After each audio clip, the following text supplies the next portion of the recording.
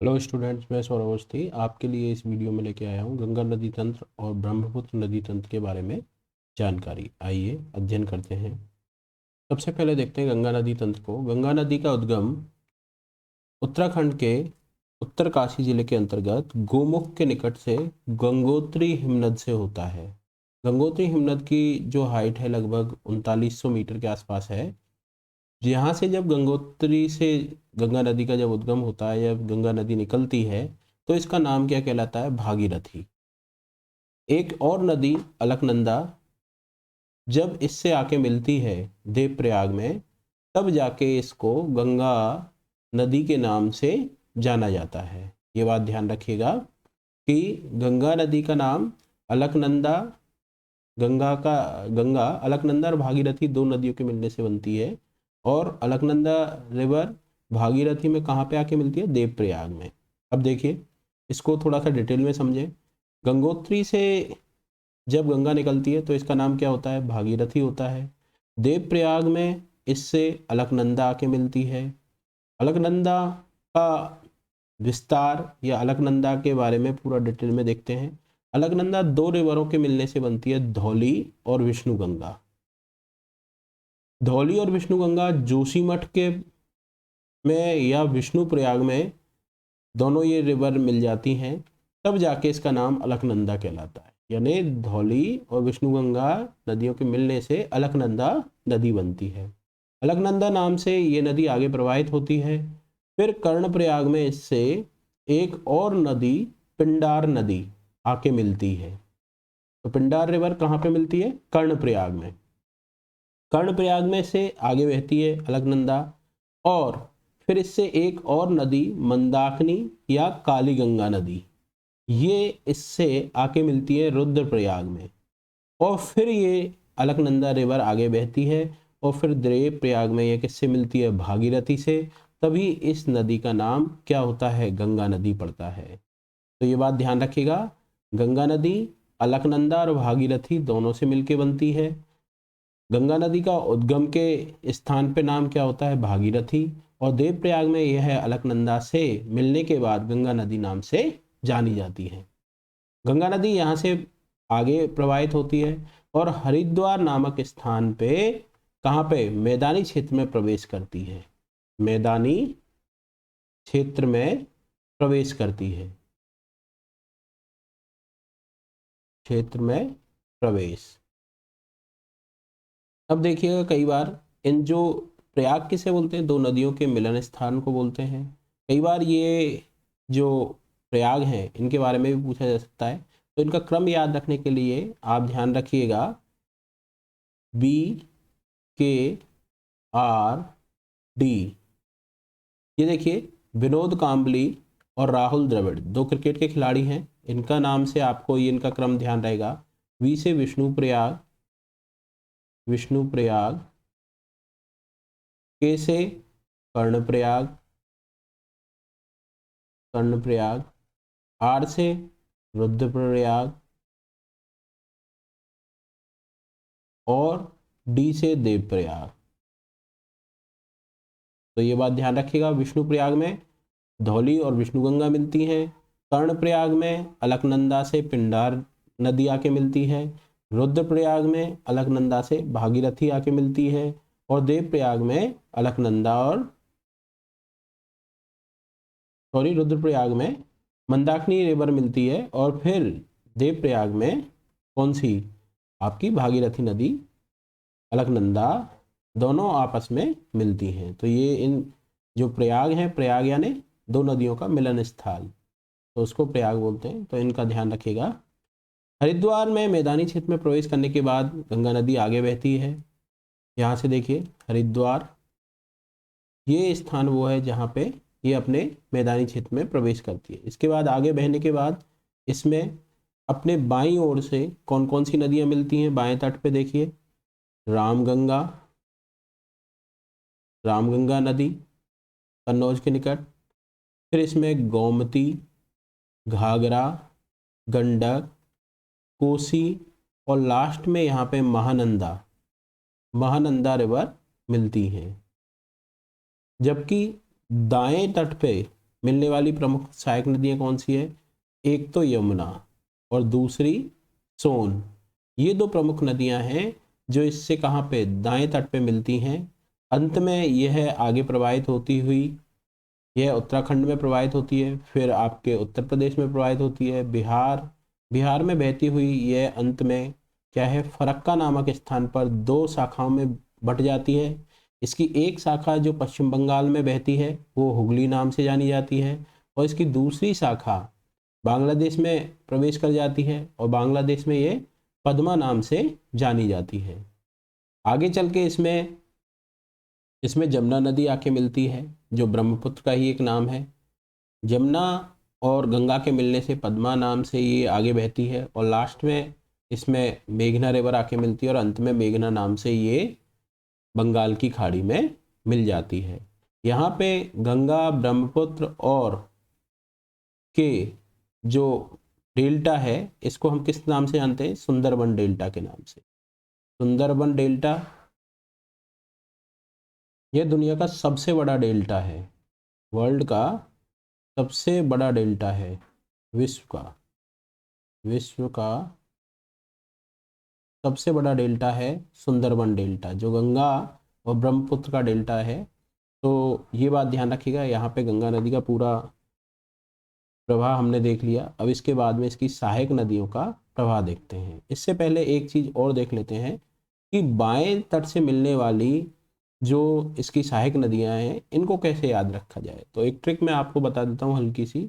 बाएं तट से जो ये नदियों का क्रम एज इट इज याद रखना है हमें, इसी क्रम में याद रखनी है, पश्चिम से पूर्व की ओर बढ़ते हुए। तो देखिए, राम और गंगा गोमती नदी के तट पर घूमने गए, तो वहाँ पे नहाने के बाद में गंगा ने अपना घाघरा यानी अपना अधोवस्त्र वहाँ पे सुखाया, और वहाँ पे एक बिलाव जिसे गंडक बोलते हैं, गंडक या बिलाव, उसका वह वस्त्र लेके भाग गया। कोसी या किसी से पूछा, कोई से पूछी, तो उसने बताया कि वह बिलाव किसका है? महानंदा का है। तो महानंदा के वहाँ पे घर पे जाके वो घाघरा मिला। एक कहानी के रूप में हल्की सी, जिससे आपको ध्यान रहे और आपका क्वेश्चन गलत ना हो, तो इसको ध्यान रखिएगा। राम और गंगा गोमती नदी के तट पे नहाने गए थे। वहाँ पे नहाने के बाद में गंगा ने अपना घाघरा सुखा दिया, और उसको एक बिलाव जो गंडक नाम का था वह ले भागा, और कोई से पूछी, कोसी से पूछी, तो किसी ने बताया कि वो किसका बिलाव है? महानंदा का। तो महानंदा में के घर पे जाके वो मिल गया। तो इसको एक इस ट्रिक से याद रख लीजिएगा, ताकि कभी कोई प्रश्न आए कि गंगा की बाएं तट से मिलने वाली सहायक नदियों को पश्चिम से पूरब के क्रम में जमाइए, तो आपको आसानी हो जाए। अब देखिए यमुना नदी को देखते हैं। यमुना गंगा की सबसे पश्चिम में प्रवाहित होने वाली और सबसे बड़ी सहायक नदी है। सबसे पश्चिम में, सबसे पश्चिमी प्लस सबसे बड़ी सहायक नदी है गंगा की, सबसे बड़ी सहायक नदी है, सहायक नदी है, पहली चीज। दूसरी चीज, इसका उद्गम कहाँ है? इसका उद्गम यमुनोत्री हिमनद से है। यमुनोत्री यमुनोत्री हिमनद से है, हिमनद से है। यह यमुनोत्री हिमनद है, ये कहाँ पे है? हिमालय की बंदरपूछ पर्वत श्रेणी पे है। बंदरपूछ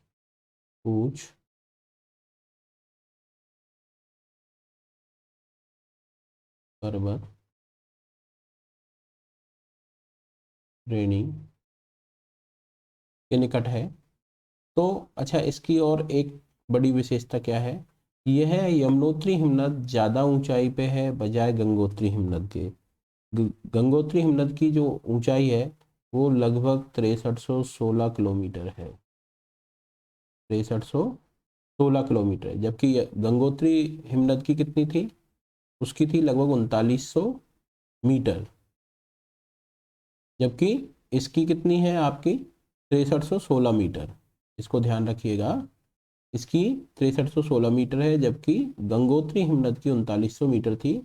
तो यह और अधिक ऊंचाई से निकलती है। उद्गम कहाँ पे है? यमुनोत्री हिमनद में है, जो कहाँ पे है? बंदरपूछ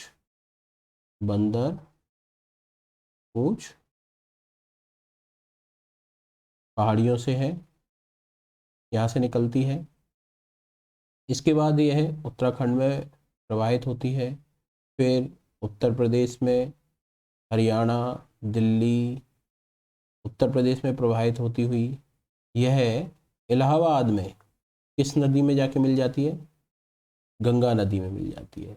इस दौरान इसमें बाएं तट से मिलने वाली नदियां कौन सी हैं? देखिए, इसमें बाएं तट से मिलने वाली नदियां हैं हिंडन, रिंद, सेंगर और वरुणा। 4 नदियां इसमें बाएं तट से आके मिलती हैं, ये बात ध्यान रखिएगा। जबकि दाएं तट से मिलने वाली नदियां कौन सी हैं? चंबल, बेतवा, सिंध, इन दोनों के बीच में है सिंध।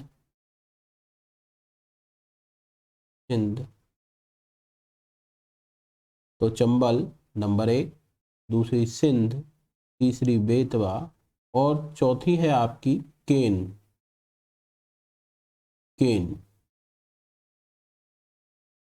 तो 4 सहायक नदियां हैं इसकी, जो इसके दाहिनी तट से या प्रायद्वीपीय भाग से, प्रायद्वीपीय पठार से, मध्य उच्च भूमि से निकलती हैं और किस में मिलती हैं? आपकी यमुना नदी में मिलती हैं। तो इसको ध्यान रखिएगा, आरपीएससी की दृष्टि से बड़ा ही महत्वपूर्ण है कि बाएं तट से कौन सी मिलती है और दाएं तट से कौन सी मिलती है। हिंडन, रिंद, सेंगर और वरुणा 4 नदियां बाएं तट से मिलती हैं, और दाहिने तट से या मध्य उच्च भूमि से निकलने वाली और यमुना नदी में दाएं तट से मिलने वाली नदियां कौन सी है? चंबल, सिंध, बेतवा और केन है। और यह इलाहाबाद के में जाके गंगा नदी से मिल जाती है। अब यमुना की एक सबसे प्रमुख सहायक नदी को देख लेते हैं, चंबल। देखिए, चंबल का उद्गम एमपी में यहाँ पे जानापाव की पहाड़ियों से है। विंध्याचल पर्वत से जानापाव की पहाड़ियों से है। जानापाव पहाड़ियों से है इसका उद्गम, पहाड़ियों से। यहाँ से निकलने के बाद यह 84गढ़ के निकट राजस्थान में प्रवेश करती है। तो ये बात ध्यान रखिएगा, 84गढ़ के निकट यह एक तीव्र गार्ज बनाती है। और ये कहाँ पे प्रवेश करती है? 84गढ़ कहाँ पे है? चित्तौड़ में है, चित्तौड़गढ़ में है। चित्तौड़गढ़ में है, 84गढ़ में प्रवेश करती है। और ये फिर 6 जिलों में प्रवाहित होती है, 6 जिलों में प्रवाहित होती है राजस्थान के। कौन कौन से हैं? आपका पहला, देखिए, इसके अंतर्गत चित्तौड़गढ़, कोटा, बूंदी, फिर आपका सवाई माधोपुर, करौली और धौलपुर में प्रवाहित होती हुई यह कहाँ पे प्रवेश करती है? आपके मुरादगंज के निकट ये किस में मिल जाती है? यमुना नदी में मिल जाती है। तो 6 जिले कौन कौन से हैं आपका? देखिए, चित्तौड़गढ़, कोटा, बूंदी, सवाई माधोपुर,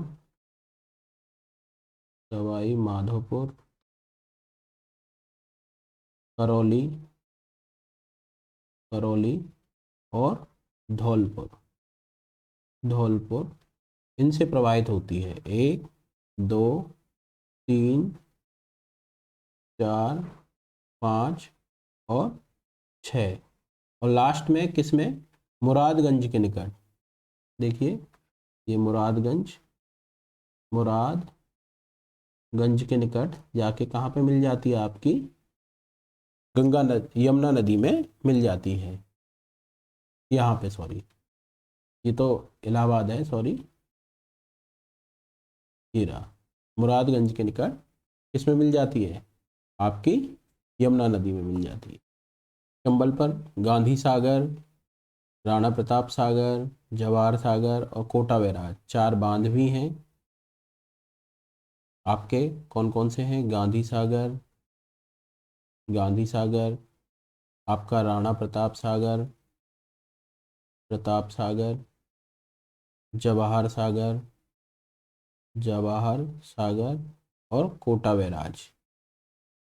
एक और प्रमुख विशेषता है चंबल नदी की, ये यहाँ पे अबनाल का अपर्दन करती है, यानी मिट्टी को बड़ी बड़ी शाखाओं के रूप में काट देती है, जिस भूमि को बीहड़ भूमि कहा जाता है।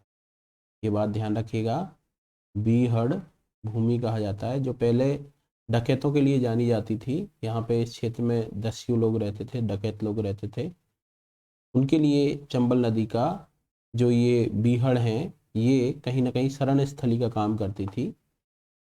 यहाँ पे चंबल रिवर होती है। इसके बाद देखते हैं गंगा की बाएं तट से मिलने वाली सहायक नदियाँ। अब देखते हैं रामगंगा नदी। रामगंगा का उद्गम उत्तराखंड के अंतर्गत गैरसैंण के निकट गैडवाल की पहाड़ियों से है। गैडवाल की पहाड़ियों से इसका उद्गम होता है। यह दक्षिण की ओर प्रवाहित होती हुई, दक्षिण पश्चिम की ओर प्रवाहित होती हुई नजीबाबाद के निकट उत्तर प्रदेश में प्रवेश करती है और यहाँ से मैदानी क्षेत्र में प्रवाहित होती हुई कन्नौज के निकट कहाँ पे जाके मिल जाती है? गंगा नदी में मिल जाती है। तो इससे ज़्यादा फैक्ट नहीं है, केवल एक तो उद्गम का याद रख लीजिएगा कि कहाँ से है, गैडवाल की पहाड़ियों से है इसका उद्गम। यह दक्षिण की ओर उत्तराखंड राज्य में प्रवाहित होती है। प्रवाहित होने के बाद उत्तर प्रदेश में नजीबाबाद के निकट निकलती है मैदानी क्षेत्र में, और यहाँ से प्रवाहित होती हुई ये कहाँ पे? कन्नौज के निकट किस में मिल जाती है? आपकी गंगा नदी में मिल जाती है। अब देखिए एक अन्य गंडक नदी के बारे में देख लेते हैं। गंडक नेपाल हिमालय से निकलती है। यह काली गंडक और त्रिशूल गंगा नदियों के मिलने से बनती है। नेपाल हिमालय से इसका उद्गम है और यह मध्य नेपाल में प्रवाहित होने के पश्चात यह उत्तर प्रदेश और बिहार की सीमा के निकट बिहार में चंपारण जिले से प्रवेश करती है। बिहार के अंतर्गत चंपारण जिले में प्रवेश करती है और बिहार राज्य में प्रवाहित होती हुई यह पटना के निकट सोनपुर में, कहाँ पे? सोनपुर में आपकी गंगा नदी में मिल जाती है, गंडक रिवर। अब एक अन्य नदी देखते हैं, घाघरा नदी। घाघरा नदी का उद्गम हिमालय के अंतर्गत मापचा चुंगो हिमनद से होता है। ये बात ध्यान रखिएगा, घाघरा नदी का उद्गम कहाँ पे है? मापचा चुंगो हिमनद से होता है तथा यह यहाँ तिला, सेती, बेरी आदि छोटी छोटी सहायक नदियों का ये पानी अपने अंदर समाहित करती है और यह नेपाल के अंतर्गत प्रवाहित होती है। फिर यहाँ सीसा पानी में एक गहरा तीक्ष्ण कर्व काटती है या गार्ज बनाती है। इस जगह पे सीसा पानी के अंतर्गत गार्ज बनाते हुए पर्वतीय क्षेत्र से बाहर निकलती है, मैदानी क्षेत्र में आके इससे शारदा नदी आके मिलती है। ये शारदा नदी है, इससे आके मिलती है और यह उत्तर प्रदेश में प्रवाहित होती हुई और अंत में यह बिहार के अंतर्गत छपरा के निकट यह किस में मिल जाती है? गंगा नदी में। देखिए छपरा के निकट, छपरा में किस में मिल जाती है? गंगा नदी में। तो ये बात ध्यान रखिएगा। तो मापचा चुंगो हिमनद से ये निकलती है, निकलने के बाद छोटी छोटी नदियों से ये तिला, सेती, बेरी से ये जल ग्रहण करती है और जल ग्रहण करने के बाद नेपाल के अंतर्गत सीसा पानी में एक गहरा गौर्ज बनाते हुए इससे पहाड़ी क्षेत्र से बाहर निकलती है। मैदानी क्षेत्र में जब ये प्रवाहित होती है तो इसमें शारदा नदी आके मिलती है, जिसे काली या काली गंगा के नाम से भी जाना जाता है। और मैदानी क्षेत्र में ये उत्तर प्रदेश के अंतर्गत प्रवाहित होती हुई और ये बिहार के अंतर्गत छपरा में किस में मिल जाती है? गंगा नदी में मिल जाती है। अब देखते हैं कोसी नदी का उद्गम। देखिए कोसी नदी का उद्गम माउंट एवरेस्ट के उत्तर से है और यहाँ पे इसका उद्गम है। उद्गम के समय इसका नाम है अरुण। शुरुआत में इसका नाम क्या होता है? अरुण। ये जब यहाँ से निकलती है, तिब्बती क्षेत्र से निकलती है, अरुण कहलाती है और जब फिर यहाँ से घूमने के बाद में माउंट एवरेस्ट वाले इलाके से फिर यहाँ पे यह नेपाल में प्रवाहित होती है। नेपाल में प्रवाहित होने के बाद इसमें दो नदियाँ आके मिलती हैं, सनकोसी और तमुरकोसी। ये बात ध्यान रखें, नेपाल में आकर सनकोसी पश्चिम से और तमुरकोसी पूरब से आके इसमें मिलती है। मिलने के बाद में यह बिहार में प्रवेश करती हैं। बिहार में प्रवेश करने के बाद यह पूर्वी क्षेत्र में जाके यहाँ पे बिहार के पूर्वी क्षेत्र में गंगा नदी में मिल जाती है। तो ये आपकी कोसी रिवर हुई। कोसी रिवर को ये भी बात ध्यान रखिएगा, हम क्या कहते हैं, बंगाल का बिहार का शोक कहते हैं। कोसी रिवर को बिहार का शोक के नाम से भी जाना जाता है। कोसी रिवर उद्गम के टाइम पे क्या कहलाती है, अरुण रिवर के नाम से जानी जाती है। इसमें जब दो नदियां सनकोसी और तमुरकोसी आके मिलती हैं नेपाल में, तमुरकोसी, तब इसका नाम हो जाता है सप्तकोसी। नेपाल में सप्तकोसी नाम से जाना जाता है इसको, सप्तकोसी। और फिर ये कहाँ पे, बिहार में प्रवेश करती है, बिहार के अंतर्गत प्रवेश करती है और बिहार में बहती हुई ये अक्सर अपनी विनाशकारी बाढ़ों के लिए जानी जाती है, इसीलिए इसको क्या कहा जाता है, बिहार का शोक कहा जाता है। बाद में ये पूर्वी बिहार में जाके गंगा नदी में मिल जाती है। अब देख लेते हैं शारदा नदी। शारदा नदी का उद्गम हिमालय के मिलाम हिमनद से होता है, जहाँ इसे गौरी गंगा कहा जाता है। जहाँ इसका क्या नाम होता है, मिलाम हिमनद के यहाँ पे गौरी गंगा नाम से इसको जाना जाता है। फिर ये आगे बहती है और नेपाल और भारत की सीमा बनाती है, जहाँ पे इसको काली या चायक नाम से जाना जाता है। आगे यह उत्तर प्रदेश में प्रवाहित होती हुई और घाघरा नदी में मिल जाती है। अब देखते हैं महानंदा को। महानंदा नदी गंगा की अंतिम सहायक नदी है जो इसके बाएं तट से मिलती है, या कह सकते हैं सबसे पूर्वी नदी है जो इसके अंतर्गत मिलती है, बाएं तट से मिलने वाली नदियों में। इसका उद्गम दार्जिलिंग, सिक्किम के अंतर्गत दार्जिलिंग की पहाड़ियों से होता है। यह यहाँ से प्रवाहित होने के पश्चात आपके नेपाल और भारत के पास से बहती हुई बिहार के अंतर्गत प्रवेश करती है और बाद में किस में मिल जाती है, आपकी गंगा नदी में मिल जाती है। सोन नदी को देखते हैं। सोन नदी यमुना नदी के बाद दाएं तरफ से मिलने वाली दूसरी सबसे प्रमुख नदी है। ये देखिए, ये भी अमरकंटक के पहाड़ियों से निकलती है, अमरकंटक की पहाड़ियों से निकलती है।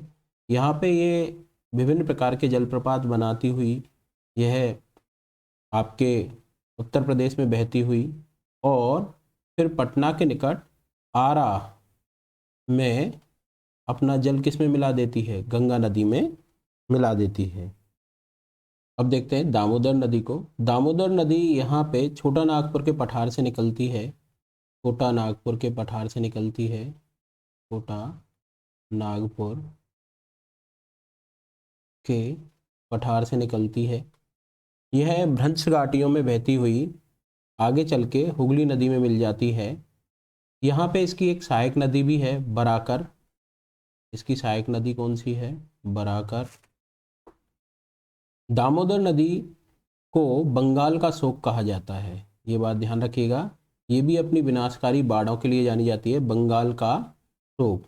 जैसे कोसी नदी को बिहार का शोक कहा जाता है, कोसी रिवर को, ऐसे ही बंगाल का शोक किसे कहा जाता है, दामोदर रिवर को। ये भी बंगाल में अपनी विनाशकारी बाढ़ों के लिए जानी जाती है। हालांकि इसके ऊपर अब दामोदर घाटी जो कोऑपरेशन प्रोजेक्ट बना है उसके बाद क्या हो गया है, इसमें आने वाली बाढ़ें कम हो गई हैं। देखिए, इस पे दामोदर घाटी रिवर प्रोजेक्ट बना है, परियोजना बनी है। इसके बाद इसमें आने वाली जो विनाशकारी बाढ़ हैं उन पे थोड़ा सा कंट्रोल लगा है। लेकिन इसके बारे में 2-3 फैक्ट आपके इम्पोर्टेंट हैं। दामोदर नदी कहाँ से निकलती है, छोटा नागपुर के पठार से निकलती है। यह झारखंड और पश्चिम बंगाल में प्रवाहित होती हुई हुगली नदी में मिलती है, भ्रंश घाटियों में बहती हुई। दूसरा है, इसकी सहायक नदी कौन सी है, बराकर इसकी सहायक नदी है, सहायक नदी है। दूसरा, दामोदर को बंगाल का शोक कहा जाता है क्योंकि यह अपनी विनाशकारी बाढ़ों की वजह से बंगाल में अत्यधिक जन और धन की हानि करती थी। लेकिन काफ़ी अब इसकी ये विनाशकारी बाढ़ों पर कंट्रोल हो गया है। कारण क्या है? दामोदर घाटी रिवर प्रोजेक्ट। यहाँ पे ये बंगाल के अंतर्गत इसमें मिलती है, हुगली रिवर में, ये बात ध्यान रखिएगा।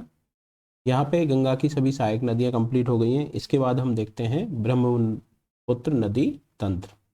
अब ब्रह्मपुत्र रिवर देखते हैं। ब्रह्मपुत्र रिवर का भी उद्गम मानसरोवर झील के पास है। देखिए, मानसरोवर झील के पास तीन प्रमुख नदियों का उद्गम है, एक सतलज, एक सिंध और तीसरी है आपकी ब्रह्मपुत्र। ब्रह्मपुत्र नदी का जो उद्गम है यह मानसरोवर झील के निकट चेमायुंगडुंग हिमनद है। ये बात ध्यान रखिएगा, चेमायुंगडुंग हिमनद से ये निकलती है।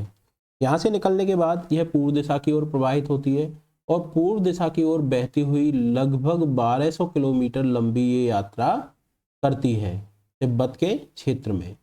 लगभग 1200 किलोमीटर ये प्रवाहित होती है तिब्बत के क्षेत्र में।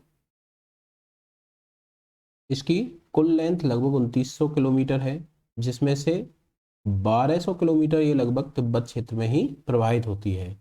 यहाँ पे सांगपो नाम से जानी जाती है, सांगपो नाम से जानी जाती है, जिसका अर्थ होता है शोधक, शोधन करने वाली, शुद्धि करने वाली। यानी यहाँ पे भी इसका बड़ा महत्व है। इसके यहाँ पे तिब्बत में इसके दाहिने तट से एक सहायक नदी आके मिलती है जो है रांगो सांगपो।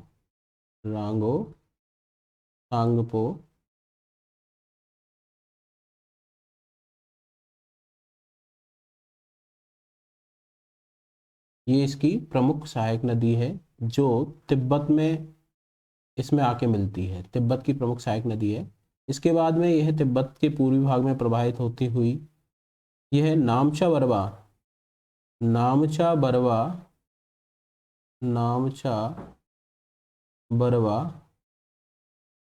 बरवा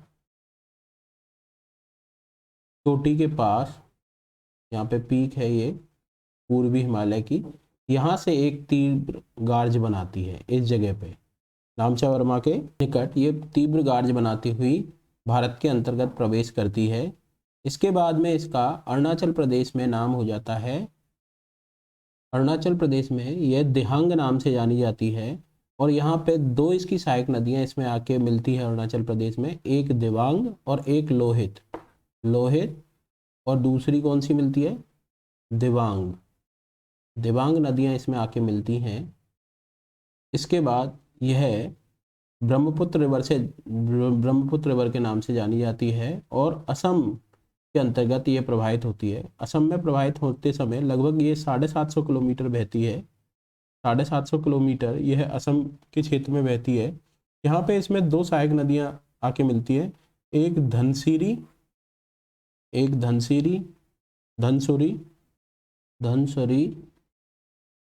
और एक बूढ़ी देहांग।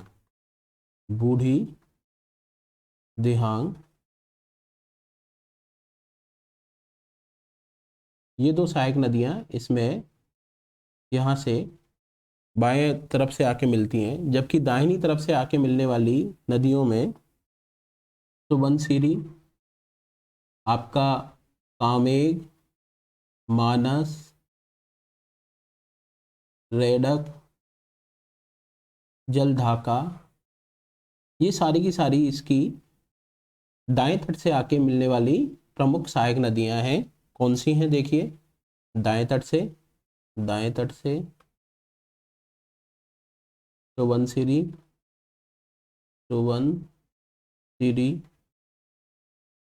कामेग, मानस। तो ये नदियाँ सुबनसिरी, कामेग, मानस, संकोश इसमें असम क्षेत्र में आके प्रवाहित होती हैं। और बाद में लास्ट में तिस्ता नदी जो आपके सिक्किम से निकलती है और इसमें ब्रह्मपुत्र नदी में बांग्लादेश पे जाके मिलती है। जब इसका नाम जमुना हो जाता है उसमें आके मिलती है। तो अंतिम रूप से इसमें दाएं तट से मिलने वाली नदी कौन सी है? तिस्ता रिवर है। ये लास्ट रिवर है जो इसमें दाएं तट से मिलती है। आगे ये जमुना नाम से बांग्लादेश में प्रवाहित होती है। यहाँ पे ये गंगा रिवर, जिसे पद्मा रिवर के नाम से जाना जाता है, उसमें मिल जाती है। फिर ये पद्मा नाम से आगे बढ़ती है और मेघना रिवर के साथ जाके मिलती हैं, और मेघना नाम से अंतिम रूप से कहाँ पे मिल जाती हैं, ये बंगाल की खाड़ी में जाके मिल जाती हैं। तो आप इसको ध्यान रखिएगा। और यहाँ पे ये क्या बनाती है, गंगा नदी के साथ मिलके सुंदरबन डेल्टा का निर्माण करती है। तो ये कुछ इसके महत्वपूर्ण फैक्ट हैं। अलग अलग जगह इसका नाम याद रख लीजिएगा। तिब्बत में इसका नाम क्या है, सांगपो है, जहाँ रागो सांगपो इसमें सहायक नदियाँ आके मिलती है। दूसरा, अरुणाचल प्रदेश में इसका नाम क्या है, दिहांग है। अरुणाचल प्रदेश में ये दिहांग नाम से जानी जाती है, जहाँ पे ये इसके अंतर्गत 2 रिवर आके मिलती हैं, सहायक नदियाँ, दिबांग और लोहित। इसके बाद में देखिए आपका असम, असम के अंतर्गत ये ब्रह्मपुत्र नाम से जानी जाती है। यहाँ पे इसमें बाईं साइड से धनसरी या धनसिरी, बूढ़ी दिहांग आके मिलती हैं, और दाहिनी साइड से इसमें सुबनसिरी, कामेग, मानस, रैदक, आपका संकोश, और लास्ट में आके तिस्ता रिवर मिलती है। इसके बाद में ये जब बांग्लादेश में पहुंच जाती है तो किस नाम से जानी जाती है, ये जमुना नाम से जानी जाती है, और ये बाद में पद्मा या गंगा रिवर में आके मिल जाती है। बाद में ये पद्मा नाम से आगे बढ़ती हैं और मेघना रिवर में मिलने के पश्चात मेघना नाम से किस में गिरती हैं, आपकी बंगाल की खाड़ी में मिल जाती हैं। ये अपने पूरे इस यात्रा के दौरान लगभग 2900 किलोमीटर की यात्रा कौन सी, ब्रह्मपुत्र नदी तय करती है। ये अपने आप में बहुत विशाल नदी है, और बांग्लादेश में बाढ़ों के लिए यह, बांग्लादेश में गंगा, यमुना या जमुना कह लीजिए, गंगा और जो ब्रह्मपुत्र रिवर है, इनकी बाढ़ों के लिए बांग्लादेश जाना जाता है। यहाँ पे जूट की खेती इसीलिए की जाती है क्योंकि पानी की बहुत अधिक मात्रा है, ये बात ध्यान रखिएगा। गंगा ब्रह्मपुत्र के डेल्टा में या सुंदरबन डेल्टा वाले या बांग्लादेश वाले क्षेत्र में जूट की खेती के लिए जाना जाता है। यहाँ पे ये टॉपिक कंप्लीट होता है। मुझे पूरा विश्वास है कि ये वीडियो देखने के बाद आपकी गंगा और ब्रह्मपुत्र रिवर तंत्र के बारे में समझ बढ़ी होगी। आपको अगर ये वीडियो अच्छा लगा है तो लाइक कीजिए, सब्सक्राइब कीजिए। Thank you very much.